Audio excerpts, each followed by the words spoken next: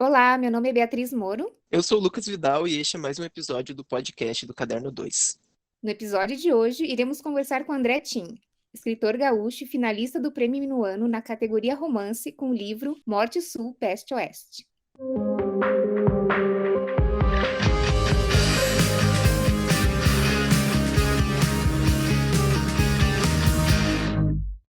Oi, André, bem-vindo ao podcast do Caderno 2. Hoje estamos aqui para conversarmos sobre seu lançamento mais recente, né, sua carreira e sobre o universo dos livros. Então, conta para nós como foi o teu caminho na literatura, quando tu decidiu ser escritor e como está sendo esse trajeto todo. Oi, gente, obrigado pelo convite, um prazer estar conversando aqui com vocês. A transição sempre se dá do leitor para o escritor, né? Comigo também foi assim, eu fui desde criança um leitor bem voraz, então comecei a ler desde muito cedo e acho que comecei a escrever tarde até. Meus primeiros contos eu comecei a escrever com 22, 23, né? E porque eu acho que demora um pouco essa transição também de você começar a perceber e se dar conta de que talvez você consiga fazer aquilo que você tanto admira nos autores que você gosta de ler, né? E aí foi uma trajetória parecida com de tantos outros escritores, assim, de começar no conto mesmo, que é uma narrativa mais breve, onde dá para errar e experimentar mais, né? Ao contrário de uma narrativa longa, que é mais trabalhosa. E foi por aí, pelos 22, 23, comecei a tentar me arriscar como escritor, né? Daí de lá para cá são mais ou menos 20 anos já. Pois é, bastante tempo.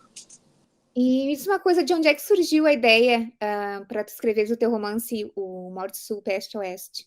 Então, a ideia do Morte Sul, Peste Oeste, só para situar, né, para quem nos ouve sobre o que é o livro, ele conta a história de são dois protagonistas. Um protagonista é o Dominique, que é um imigrante haitiano, que, a exemplo de muitos outros imigrantes haitianos, acaba vindo para o oeste, para o Brasil, né, e mais especificamente para o oeste catarinense, trabalhar nas linhas de corte dos frigoríficos aqui da região, né.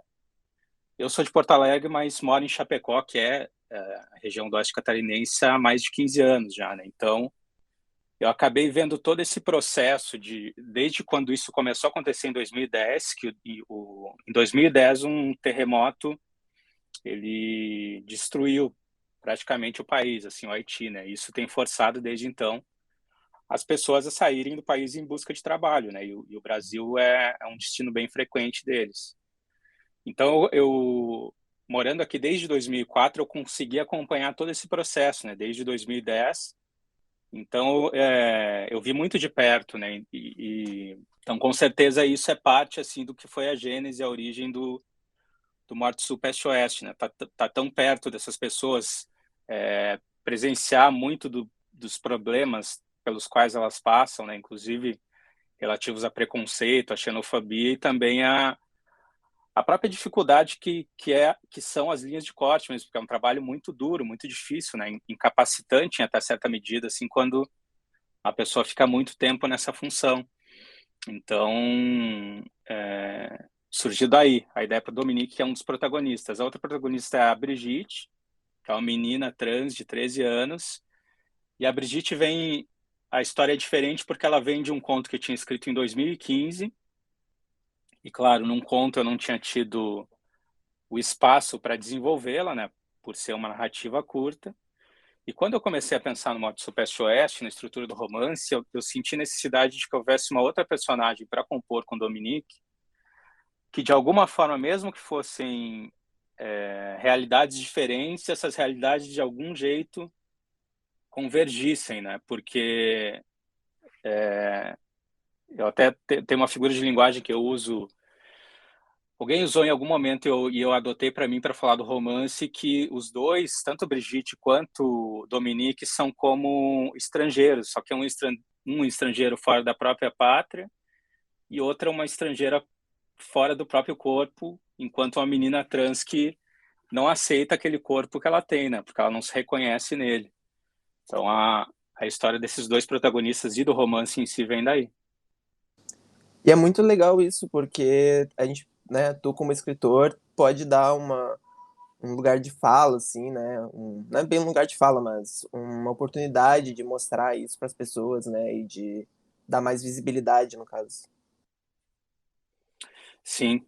Essa questão, eu acho sim que passa por lugar de fala, né? E até é uma questão sensível e delicada essa, né? Porque é uma discussão que está muito intensa no momento e com razão.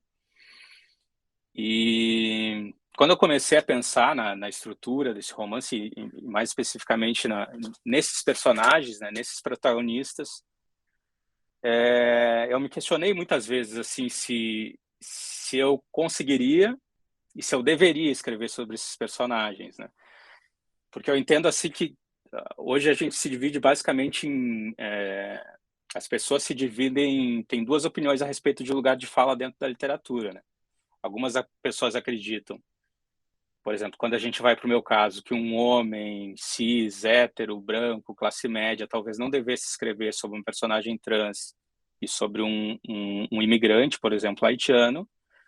E outras pessoas entendem, e essa é a minha opinião, o que precisa acontecer é se ter um senso de responsabilidade muito grande e entender que o lugar de fala, o meu lugar de fala, nunca vai se comparar de fato à realidade de uma pessoa trans ou de um imigrante haitiano, né? Por mais que o escritor tenha uma sensibilidade mais desenvolvida e tenha a capacidade de fazer esse exercício de alteridade, de tentar se colocar no outro, nunca vai ser a mesma coisa, né? Eu, do meu lugar de fala, tenho uma visão que é a partir desse lugar, que, portanto, pode ser distorcida.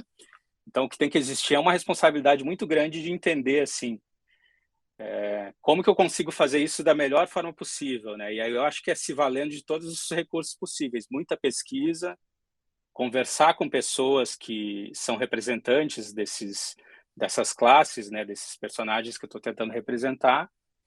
E, de fato, foi isso que aconteceu, assim, na escrita do Morte Sul, Peste Oeste, né? Eu ouvi muitos imigrantes haitianos, conversei com eles, entrevistei, fiz muita pesquisa, li muito. O livro, depois de escrito, passou pela leitura sensível de uma mulher trans também.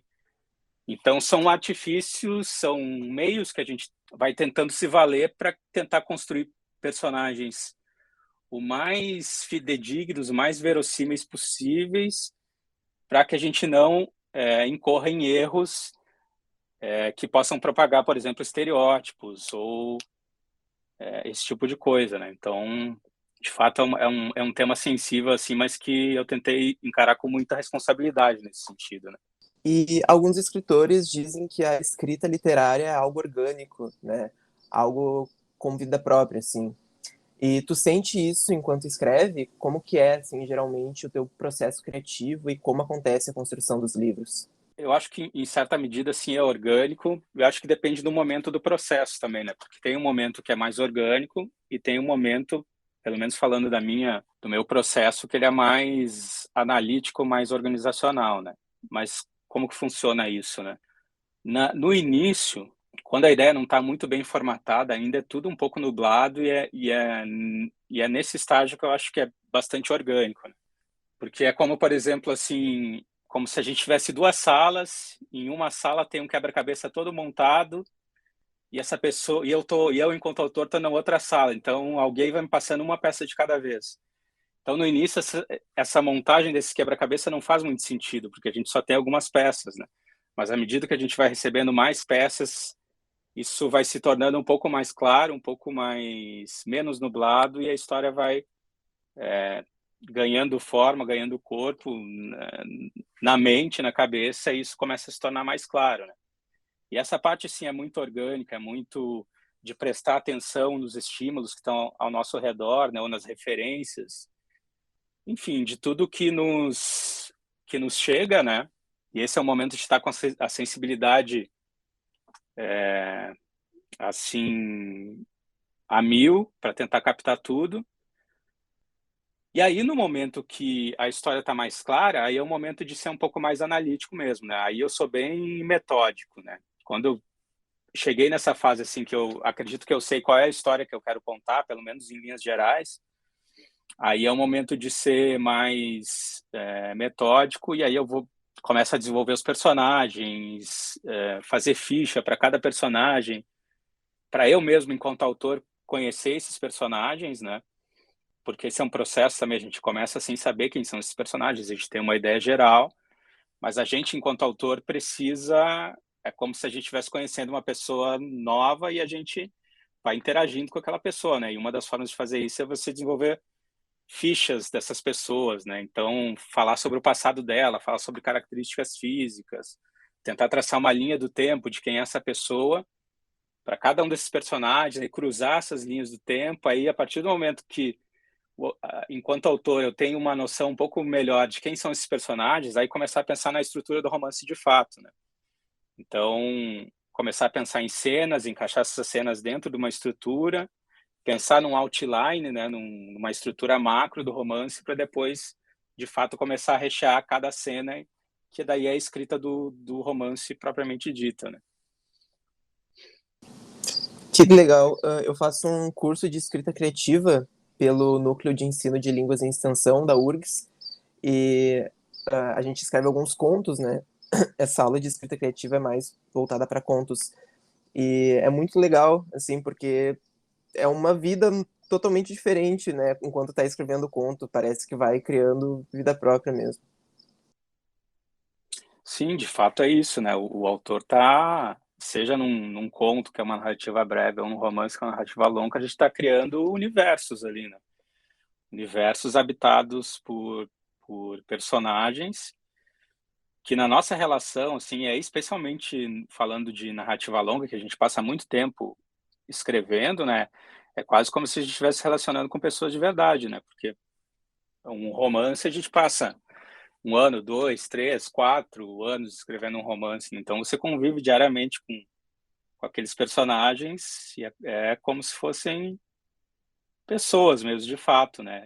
E assim, às vezes, por mais metódico que um determinado momento do processo de escrita seja, ele tem os lugares de surpresa para os próprios autores também, né? Porque por mais que a gente tenha tentado aquele processo de conhecer os personagens, quando eles vão se desenvolvendo de fato, né, dentro da narrativa, às vezes as coisas pegam rumos diferentes do que a gente imaginou, né? E aí nós, enquanto autores, nós mesmos nos surpreendemos às vezes, porque os personagens, enfim, tomam caminhos que a gente não esperava, né? Pensa, será ele pode fazer isso mesmo? Será que vai acontecer isso com ele, né? Então, e eu acho que isso é bom em certa medida, assim, né? Porque por mais que a gente imagine aonde a gente quer chegar no fim de um romance ou no fim de um conto, é bom para o autor se surpreender com os próprios personagens, né, ao longo da escrita. Quase ganham uma vida própria, né? Total. É Me quase lembrei isso. agora do Érico Veríssimo, que inclusive desenhava os personagens dele para ter no momento de criar a metodologia, né? De criar os seus... Legal. Eu não chego a desenhar, mas eu tenho um método que pode ser análogo, semelhante, que é buscar imagens na internet, né? Então, para tentar, mais no início, assim, para tentar enxergar quem é aquele personagem de fato, eu procuro fotos aleatórias na internet, às vezes pode ser de gente conhecida, às vezes de gente completamente desconhecida, mas no início eu faço isso, assim, então tem uma parede onde eu escrevo que está cheia de imagens que são imagens desses personagens que eu quero desenvolver. Essa parte visual te ajuda a criar o personagem dentro da cabeça, né? Ajuda, ajuda, né? Eu sou bastante visual, assim, então tanto para o desenvolvimento de personagens quanto para o desenvolvimento dos próprios cenários eu recorro muito à imagem, assim, né? Então eu vou buscando muitas imagens assim daquilo que eu acho que tem que ser aquele ambiente, né? E aí isso ajuda também a ter um texto que em certa medida é mais sinestésico, assim, né? De conversar com sentidos mesmo, né? Então porque às vezes a gente, enquanto autor, pode cair na armadilha assim de ser muito muito visual só, né? Então, escrever coisas que conversam muito só com esse aspecto visual da narrativa. E é interessante a gente apelar para cheiros, para coisas que estão mais relativas à audição, né? Para que esse texto consiga, enfim, dialogar com o leitor de uma forma que apela de fato para todos os sentidos mesmo. E partir da imagem me ajuda a fazer isso, porque a partir daquelas imagens eu consigo criar universos que, enfim, que vão mais nessa direção disso que eu tento conseguir, né? Então, deixa eu te perguntar assim, a leitura ela nos ajuda a modificar, né, o nosso olhar sobre, enfim, crenças, costumes sociais que nós temos fortemente enraizados. E nesse último romance, tu abordas a questão como o preconceito, a invisibilidade. Então, tendo a literatura esse papel de transformação social, transformação do olhar, eu gostaria de saber se tem um livro que te transformou assim profundamente. Bom, tem vários, né? Mas tem um livro assim que eu acho que é muito importante para mim, porque tem um papel fundamental assim na minha escolha de me tornar escritor. E nesse ponto assim, eu acho que ele é transformador para mim, que foi um livro chamado O Agressor, de um autor chamado Rosário Fusco. Rosário Fusco ele é bem pouco conhecido assim. Alguns anos atrás até se tentou ter um trabalho de reedição assim das obras dele, mas ele é um ator bem obscuro assim. Ele não ficou muito conhecido no Brasil. Na época, os livros dele circularam, porque o Agressor é de 1940, se eu não me engano. Mas depois, assim, ele meio caiu no esquecimento. Mas ele De tem onde é alguns... o autor? Desculpa. O Rosário Fusco, se eu não me engano, ele é mineiro, mas Ah, é ele morava em brasileiro. São Paulo. Ele é brasileiro. Uhum. Mas eu não tenho certeza da origem dele, não. Mas eu acho que é Minas. E o que acontece? Em 1940, ele lançou esse romance chamado O Agressor. E assim, ele foi um romance tão importante que o Antônio Cândido, por exemplo, chegou a dizer que esse romance era um dos poucos representantes do surrealismo na literatura brasileira, né? E de fato, ele era um livro bem diferente, assim, era um livro com uma atmosfera meio estranha, assim, os personagens meio estranhos. E me marcou muito aquele livro, assim, e marcou tanto que eu acho que até hoje, assim, as coisas que eu escrevo talvez tenham um pouco, assim, daquela atmosfera meio estranha, meio onírica, assim, do Rosário Fusco. E, enfim, não é, assim, uma transformação, não é um livro que possa se atribuir a uma transformação social, mas eu atribuo essa dimensão de transformação para mim, porque ele teve uma parcela muito grande, assim, na decisão de eu me tornar escritor. É um livro inspirador, né? Total. Inspirou. Foi muito.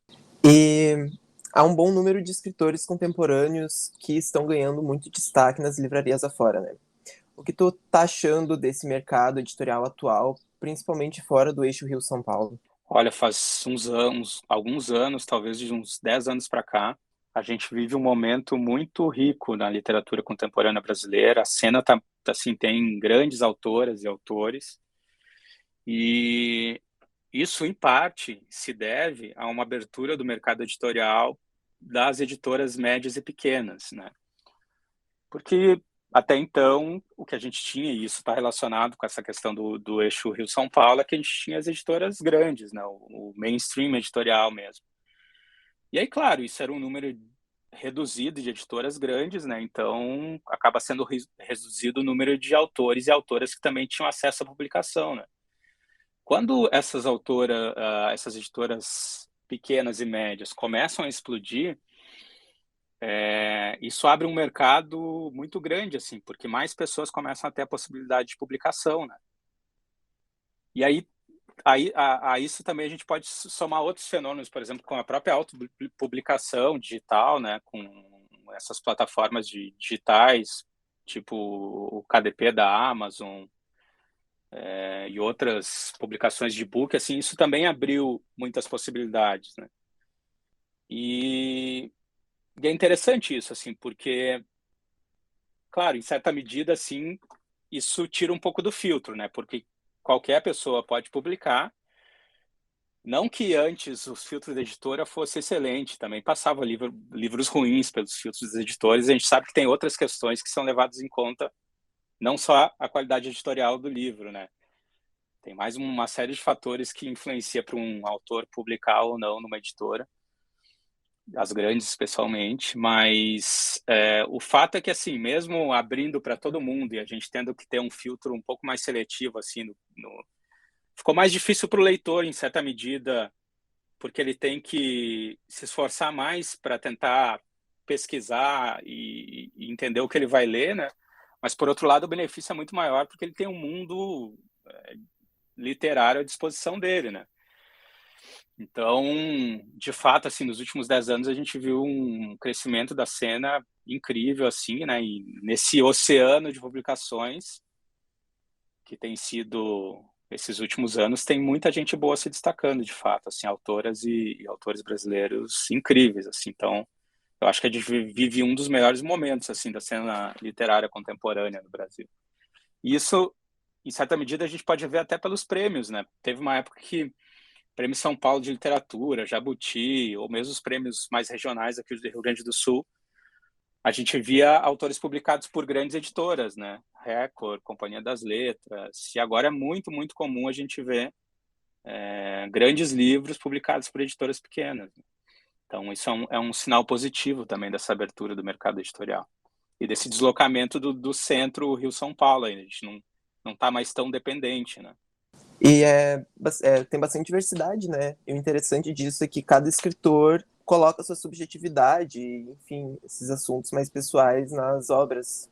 Essa é outro benefício dessa abertura do mercado editorial, né? Justamente a diversidade, assim. Porque quando a gente estava limitado às grandes editoras, de fato, era menos diverso, né? Quando eu falo diversidade, eu falo tanto desse mosaico de personagens que compõem a literatura contemporânea brasileira, quanto das próprias autorias, né? Autores e autoras. Claro que a gente sabe que está longe do ideal ainda, né?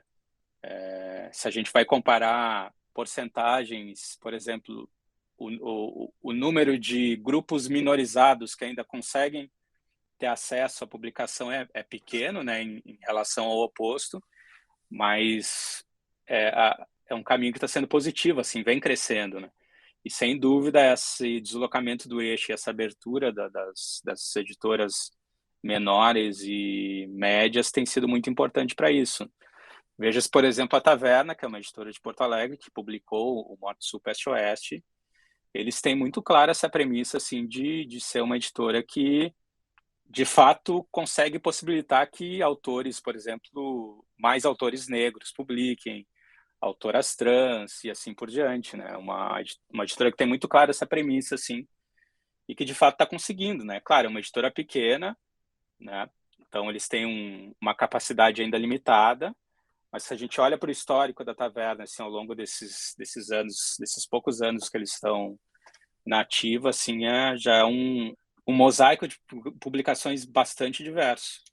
E, de certa forma, essa abertura de mercado acaba forçando as grandes editoras a também abrirem mais espaço, né, para uma literatura que muitas vezes eles não davam tanta ênfase, assim. Exatamente, acaba sendo um movimento de força, assim, que as grandes têm que acompanhar, eles não tem muita alternativa, né?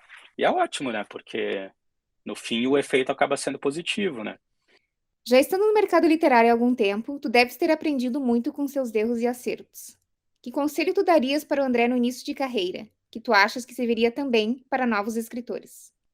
No começo de carreira, assim, a gente tenta ser é quase um instinto, um estímulo natural, assim, a gente tenta ser um pouco perfeccionista demais e acho que a gente acaba abrindo mão de coisas que podem ser interessantes, assim, em termos de produção, sabe? Muita coisa fica na gaveta ou muita coisa vai fora. Às vezes, justamente no início de carreira, falta pra gente a experiência, mas sobra um tipo de estímulo, de criatividade que é interessante justamente porque a gente não está limitado pelas fórmulas e pelas regras que a gente vai aprendendo ao longo do desenvolvimento da carreira, né? Então, é muito comum, às vezes, surgir coisas muito originais, muito diferentes nas primeiras obras dos autores, justamente porque a gente não está engessado nesses métodos nos quais às vezes a gente se prende e não deveria, né? Então o conselho que eu daria, assim, tanto para mim lá atrás quanto para os autores que estão começando hoje, não seja tão duro com seus textos, né? Não quer dizer que pode ser que sim, às vezes acontece, mas também não quer dizer que seja necessário que seu primeiro livro vai ser uma obra-prima e que você vai ganhar todos os prêmios, mas deixa na gaveta, sabe? Porque daqui a pouco esse livro que ficou mais ou menos agora, daqui a 2 anos, 3 anos, 5 anos, pode ser o início de um livro que vai se tornar alguma coisa muito melhor, usando aquilo como ponto de partida, né? Então, sim, é normal o escritor ter que abrir mão enfim, de trechos da sua produção que não estão ideais, mas o conselho que eu dou, assim, guarde isso em algum lugar com carinho, porque em algum momento pode se tornar outra coisa valiosa, assim, que vai ser o ponto de partida para alguma coisa muito melhor. E muita gente, eu acho que muita gente talentosa acaba desistindo no meio do caminho, muita gente com potencial, por cair nessa armadilha, sabe? Às vezes por ansiedade, às vezes por ter pressa de concretizar algumas coisas e acaba parando no meio do caminho, enquanto que, de repente, estava logo ali na frente uma oportunidade de se tornar um autor ou um autor, enfim, mais desenvolvido, com uma carreira bem-sucedida. E geralmente um livro tem a capacidade de nos impactar quando a gente termina a leitura. Sabendo disso, quais marcas tu quer deixar na vida dos teus leitores? Eu acho, de fato, assim, eu quero que os meus livros causem algum impacto, né? Tem uma pesquisa interessante que foi feita alguns anos atrás, em alguma universidade dos Estados Unidos, que eu não vou lembrar qual é agora, mas a pesquisa em si é muito interessante, tem a ver com isso da literatura marcar a gente, que é o seguinte: eles pegaram 2 grupos de pessoas, em um grupo, todas essas pessoas colocaram eletrodos para medir a atividade cerebral dessas pessoas. Então, por exemplo, o primeiro grupo de pessoas, eles submeteram alguns testes. Então, por exemplo, era pedido que a pessoa passasse a mão num tecido de veludo, né? E aí essa atividade cerebral era monitorada pelos eletrodos. O segundo grupo, eles deram para essas pessoas pedaços de história, de narrativas, em que na descrição o personagem tocava um pedaço de veludo. E aí o que eles descobriram é que exatamente nos 2 casos, tanto das pessoas que estavam lendo quanto das pessoas que estavam de fato fazendo o ato, as mesmas áreas do cérebro foram acionadas, né? O que, em certa medida, faz a gente pensar que para o cérebro, às vezes, não tem muita diferenciação entre a ficção e a realidade, né? Naquele contexto. E eu acho interessante isso porque abre um precedente assim para a gente pensar que talvez a leitura e a literatura tenha algum impacto na gente que é muito mais real do que a gente pensava, né?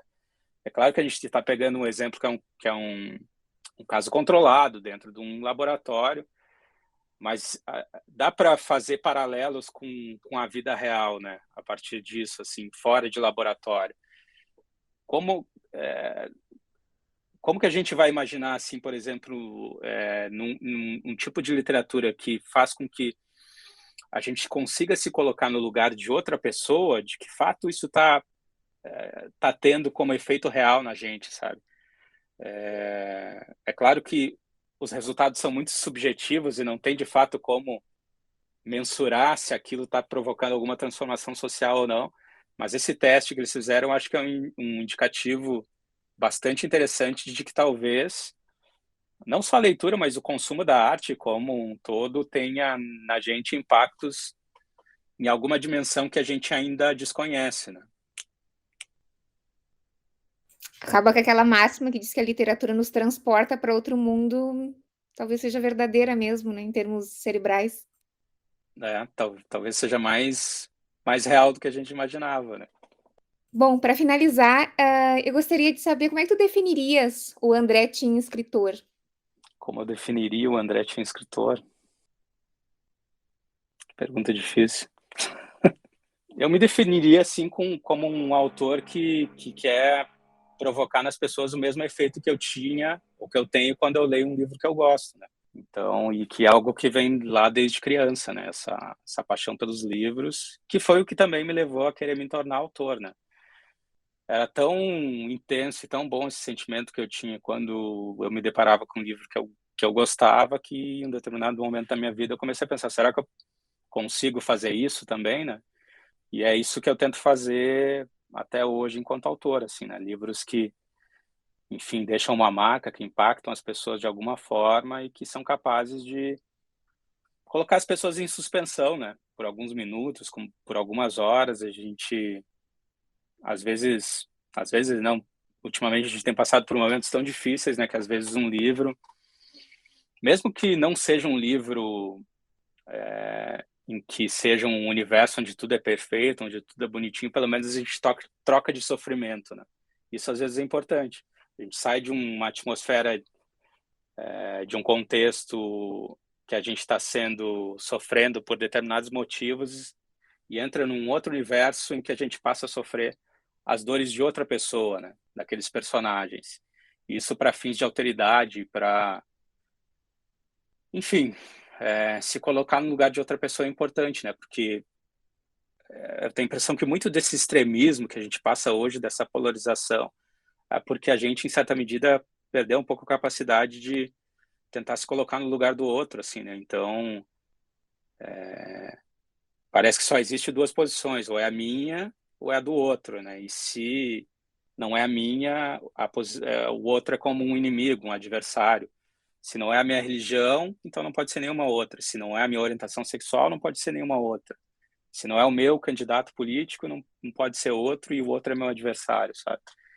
E talvez a arte e a literatura, em alguma medida, elas consigam nos fazer colocar em prática essa coisa difícil hoje em dia, né, de nos colocarmos no lugar do outro. Nos torna mais humanos, né? Resgata um pouco essa questão da humanidade, do No fim é isso, nos entender quem torna mais humanos. Isso é bem importante, dessa questão da polarização, assim, porque a gente vê isso vindo há um tempo, né, desde, sei lá, 2018, foi aí, acredito que o ponto máximo, né, dessa polarização, e que agora eu acredito que não tá, sim, a gente já tá se encaminhando a esses processos de alteridade e tentar acabar com isso, né. Talvez isso ainda piore ano que vem, né? Porque a gente tem um ano de eleição pela frente. Eu acho que vai ser um ano difícil nesse sentido, assim, porque talvez as coisas se tornem mais polarizadas do que nunca, né? Mas, enfim, é um processo pelo qual a gente está passando, não só no Brasil, né? A gente tem visto movimentos semelhantes em outras partes do mundo também. Mas aí também enquanto autores e artistas, é nosso papel também desempenhar uma função de resistência, né, através da arte. E aí, nesse componente, eu acredito, assim, nessa tentativa de colocar em prática a alteridade. Mas eu acho que a gente tem tempos ainda difíceis pela frente, viu? Acho que em algum momento deu uma arrefecida nos ânimos, assim, mas talvez piore. pelo menos um aumento na consciência, né? Se não acabar com isso, que a gente fique mais consciente de todos os processos que ocorrem.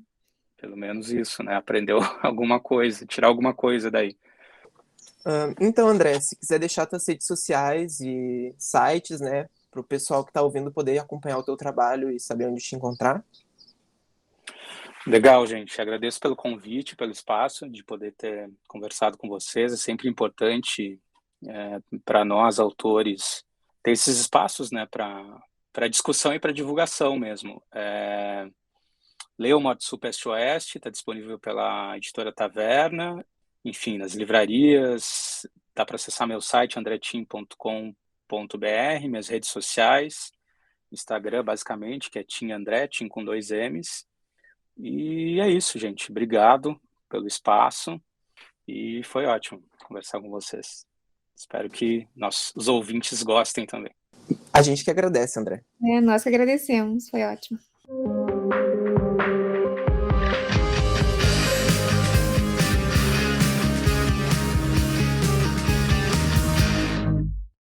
E este foi mais um episódio do podcast do Caderno 2. Nos siga nas redes sociais. Estamos ativos no Facebook, Instagram e Twitter. Leia nossos textos disponíveis no Medium. A edição deste podcast foi feita por Renato Marqueto e ele foi roteirizado por Beatriz Moro e Lucas Vidal. Trilha sonora original por Arthur Lache e Adriano Quadros. Muito obrigada pela sua audiência e até a semana que vem.